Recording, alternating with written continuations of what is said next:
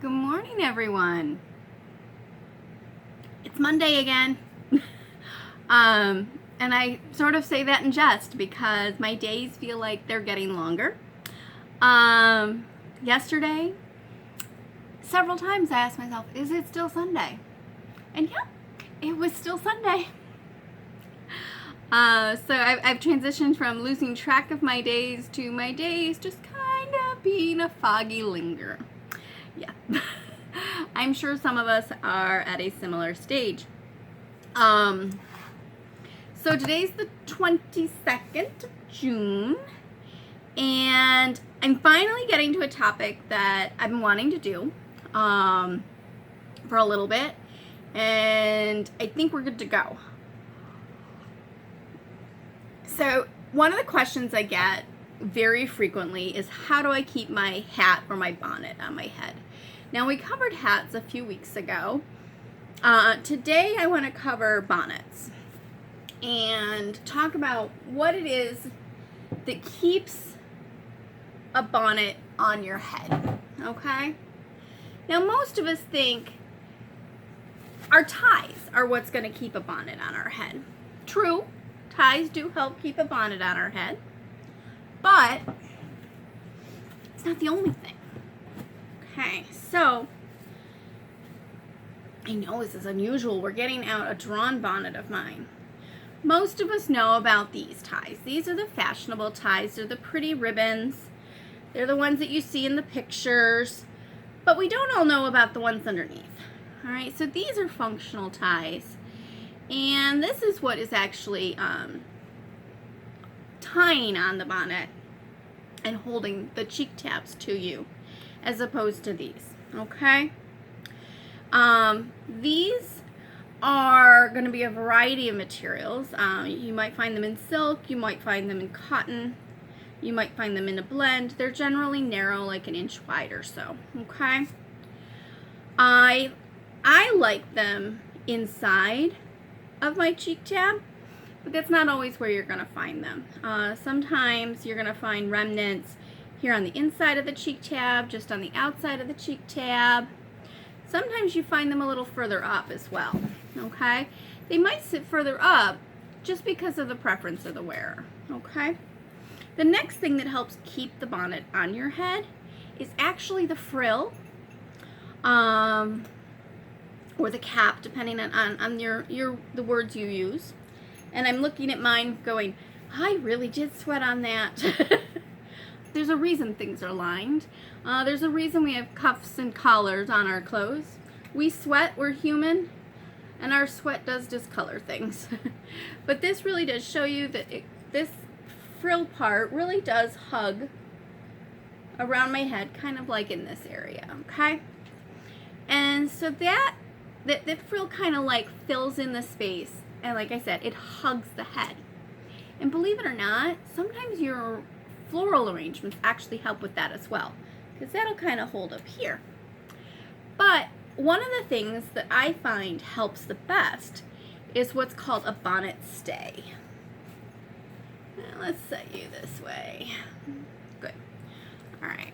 So there's a couple different words for this.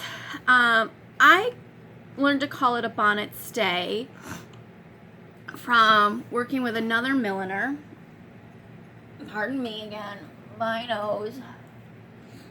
All right, so let's get back to the post, Anna. Where'd I put it? You know, I have way too many tabs open on this poor little tablet. All right, bonnet stays. All right, so I'd been working with another milliner who I believe has since retired. Pam Robles and I looked at original images, lots and lots of original images, and also original bonnets, of course, and we kept looking for photographic evidence of how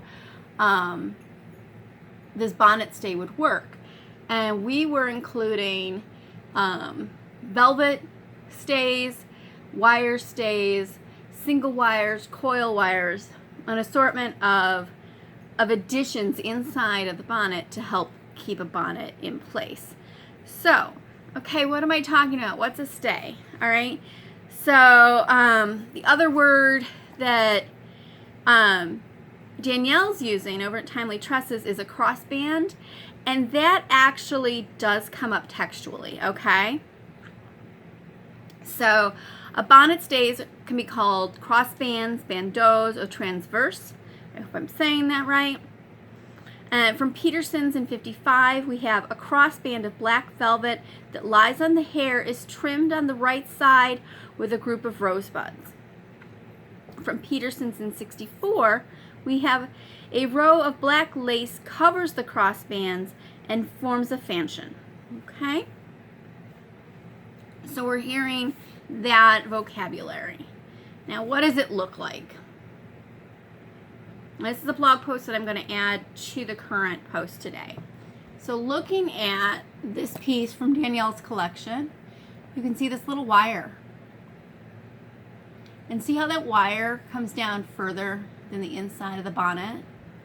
That wire kind of sits on the head like a headband. That's the bonnet stay or crossband. Now what does that look like inside the bonnet? It's just kind of hanging out in there.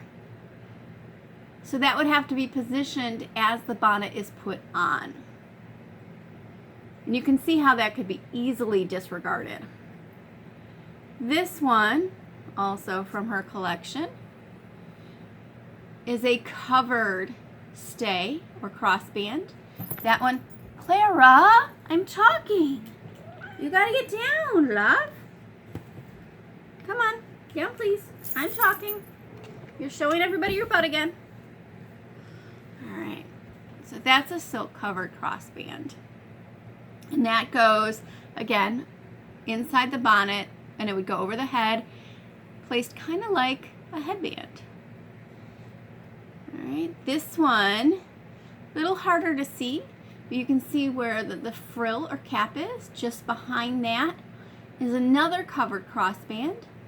In this case, you can see that it matches the facing silk here. It's a gray silk.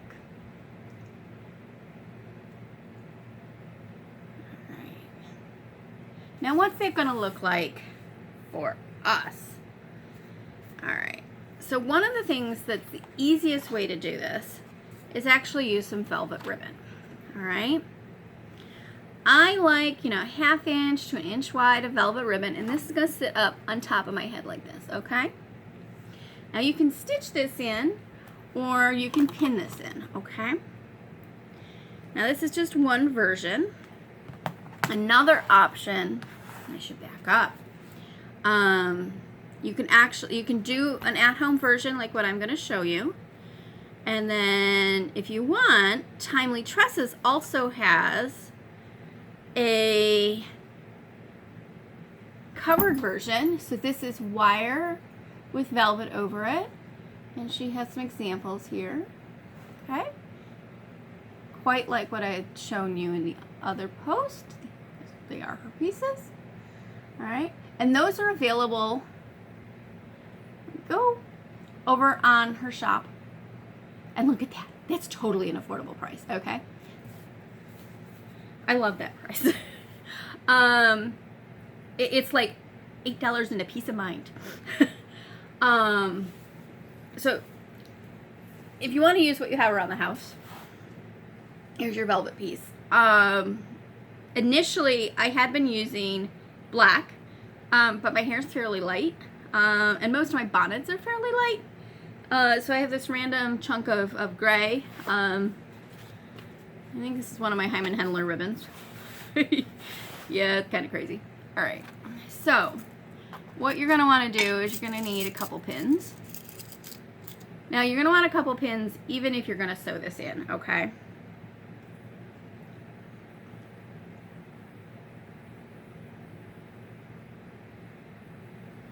All right, and you're going to want to figure out if this is sitting like a headband over your head, like from ear to ear, where does that sit on your bonnet?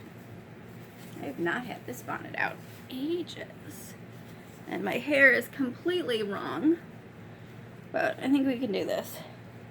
All right, so for me, what I'm doing is I'm kind of marking with my thumbs. I can tell where this bonnet is sitting just above my ears, okay?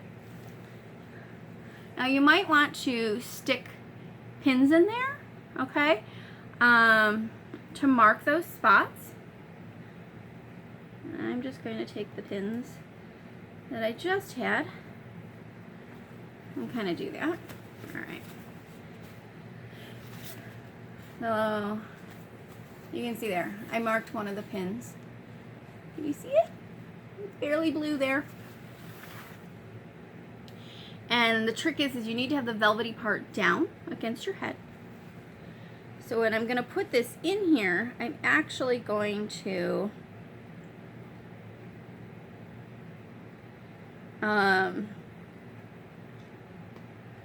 make the velvet stick out. And here's the trick. For most bonnets, especially buckram bonnets, you want to mark the outside of your bonnet minimally. Okay? So, alright, so there's the one side. Okay? And my pin does come out on the outside. That bothers me a bit. So what I'll probably do is go back through and stitch this in. Alright, so then I'm going to pin the other side. And note, we're still just pinning, even if you're going to sew this in. Because we need to check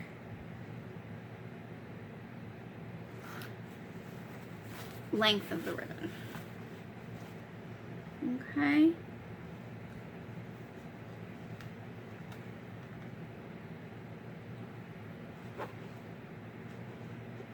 Alright. So now I've got both sides in there, pinned in. And I'm going to check how this sits. I'm going to guess I have this a little long.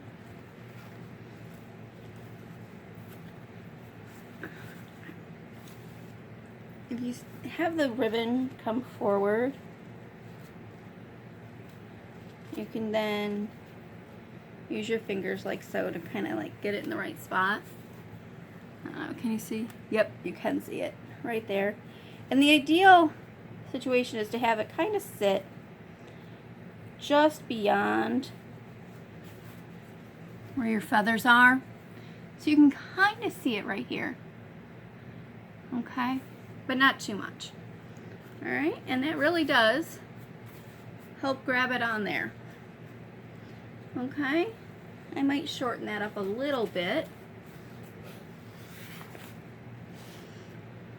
And then add a few stitches if you want to stitch it on. You can of course leave the pin in place.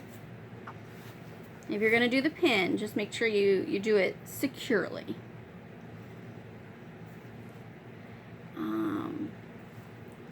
You might consider bending the pin as well to get it how you want.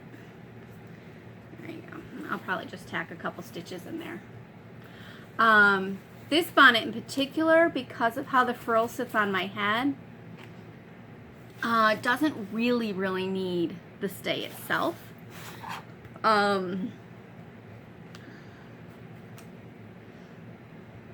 Spare threads. The frill really holds it in place for me. Otherwise the stay usually does what it needs to do. Now, how well will a stay hold? Well, I can tell you a story. One of my earlier straw bonnets, if you saw last week, the one that had the white silk bevelet that is the original antique silk.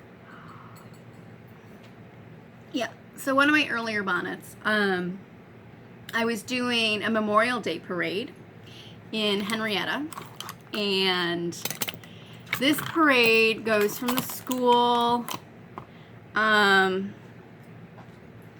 just tossed a bunch of pins there doing that. Crud. Alright, so the parade goes from the school down to a road that runs east-west to the park. And it was a beautiful day, or so it seemed. So we get from the school, turn right, heading north, turn left, heading due west, and the wind picks up. And we're not talking a little wind, we're talking wind. So it's 40-mile-an-hour winds with heavier gusts coming right at us from the west. And we're marching into this. Okay, I don't march, I walk, let's be real.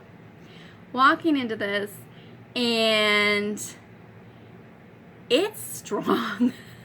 So the hoops, at the time, this was before I had a covered, this is before I had a cage. I had a covered hoop.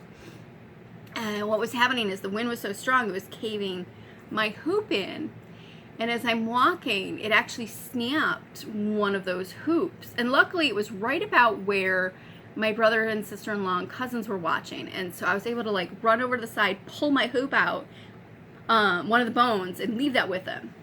So it literally broke my hoop. And I kept on going. What it didn't do was take my bonnet off my head. Because between the cheek tab placement, which really the cheek tab is going to hug here, and it really, really does help, the frill and the stay, that bonnet stayed put. 40-mile-an-hour, dead-on winds, it stayed put.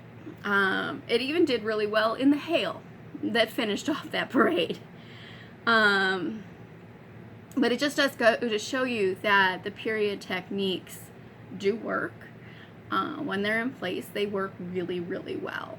Now, I'm not going to suggest you go out there in 40-mile-an-hour plus winds or a hailstorm in a period bonnet. I actually would prefer you not. Hail can do a doozy, especially the silk. I do think if I had a silk bonnet on instead of a straw, it would not have done so well at the end. Oh, the other place don't wear a bonnet is on a train. Yeah, a railroad car, doesn't matter how far you are back from the coal engine, do not wear a silk bonnet on a train. It's bad. I had a beautiful white bonnet. I now have a polka dotted bonnet. It's bad, bad, bad. Alright, so that's my little thing on bonnet stays. So basically, just to recap, what's going to keep your bonnet on your head are these ties, your functional ties, actually the shape of the cheek tab, which I didn't really go over too much, I'm sorry about that, your frill, and then a stay. Which of course you can use a piece of velvet or hop over to Timely Tresses and pick up one of their crossbands. Alright?